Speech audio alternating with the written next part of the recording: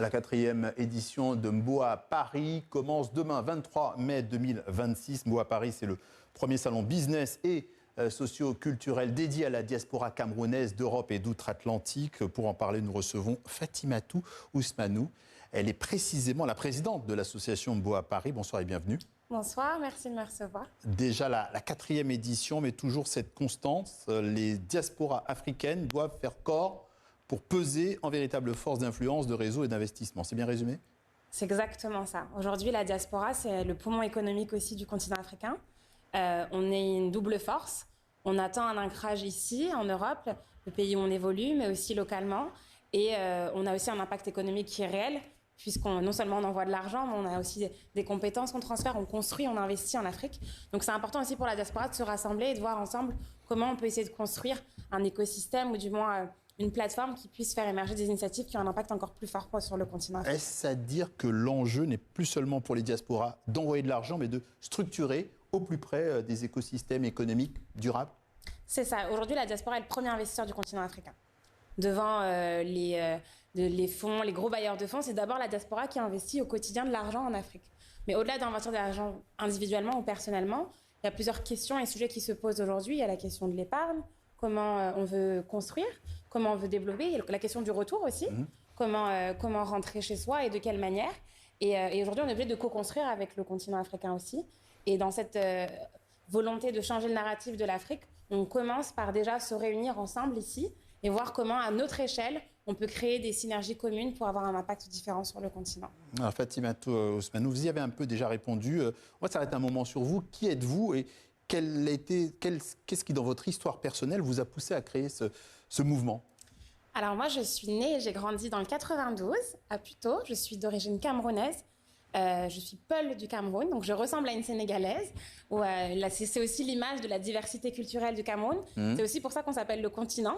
Pas seulement parce qu'on manque d'humilité, même si c'est une réalité, mais d'abord parce que le Cameroun est une terre de diversité. Et j'ai eu la chance d'avoir des parents qui m'ont toujours emmenée chez moi, tous les étés. Donc j'ai une connexion très forte avec le Cameroun et dans mon parcours académique et professionnel, ça s'est reflété. Je suis cofondatrice de TapTapSend Cameroun, qui est une plateforme de transfert d'argent vers l'Afrique, leader aujourd'hui dans plusieurs marchés africains notamment. Quand je vous parle d'être premier investisseur du continent, je sais de quoi je parle.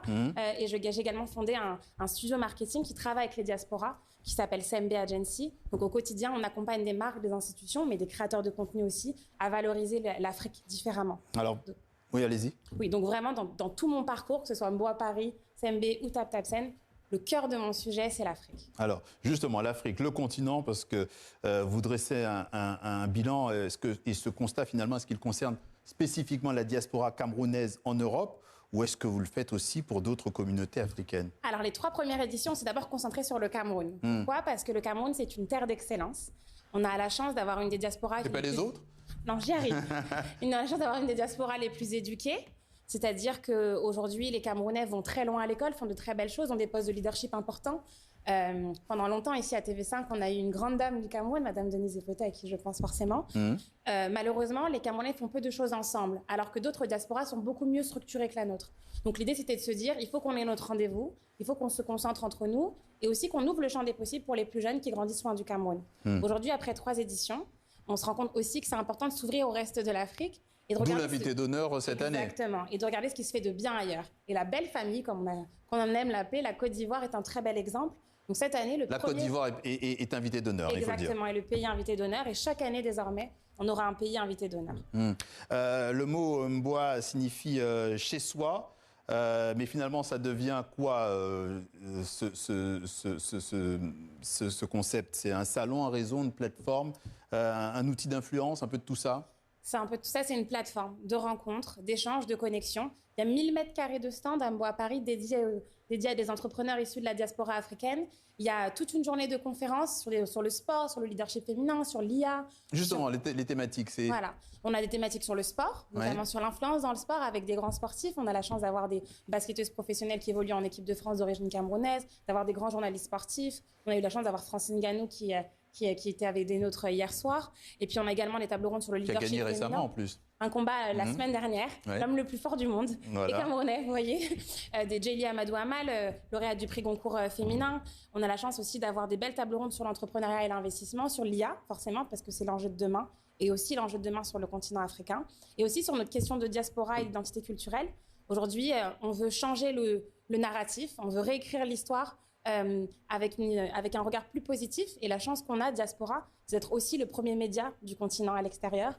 Et du coup, c'est aussi regarder ensemble comment, avec cette voix, on peut accompagner au mieux la croissance de notre beau continent. Changer le narratif, vous l'avez dit. Est-ce que vous êtes en train de dire, au fond, après 3 éditions, qu'on peut parler d'un véritable lobby économique afro-diasporique? Exactement. L'idée, ça se traduit comment? Exactement, ça se traduit par des investissements en commun. Ça se traduit par du sourcing aussi plus facile en termes de recrutement. Ça se traduit aussi par des entreprises qui viennent tout simplement vendre et faire du commerce grâce au diaspora. Aujourd'hui, la diaspora. Donc il y a des entreprises, il y a des projets qui se sont développés grâce à ce système? Bien sûr. Alors aujourd'hui, non seulement il y a plus de 47 personnes qui ont trouvé de l'emploi grâce à Mboa Paris depuis la création de Mboa Paris, ce qui est vraiment une fierté pour nous. Comment vous mesurez ça? Alors c'est très simple, on a un fichier à la fin qu'on envoie, on a une enquête qu'on fait, et puis la chance d'avoir 250 bénévoles. Et parmi nos bénévoles, on a aussi de l'emploi. Donc en fait, on accompagne les gens au quotidien. Et chaque année, on a des nouveaux bénévoles qui nous rejoignent aussi et qui trouvent aussi des stages, des opportunités professionnelles à travers Mboa Paris notamment. Et au-delà de ça, on a des entreprises qui vendent. Par exemple, la Société immobilière du Cameroun a vendu plus de 5 appartements à Mboa Paris l'année dernière en une journée. Voilà, donc c'est pour dire que la diaspora a envie d'investir, que la diaspora a les moyens, mais que la diaspora n'a pas toujours les bons canaux. Et du coup, c'est aussi pour ça que les entreprises font le déplacement depuis le Cameroun, depuis l'Afrique, pour aller à la rencontre de la diaspora aujourd'hui. Très rapidement, il ne nous reste plus beaucoup de temps. Hormis le business, il y a la culture, les chefferies traditionnelles là.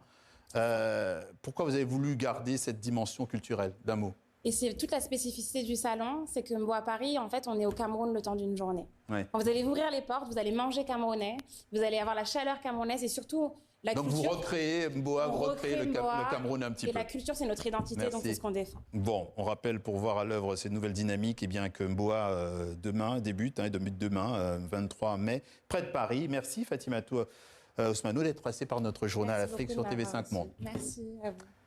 C'est la fin de cette édition. Merci, bonne soirée et à très bientôt.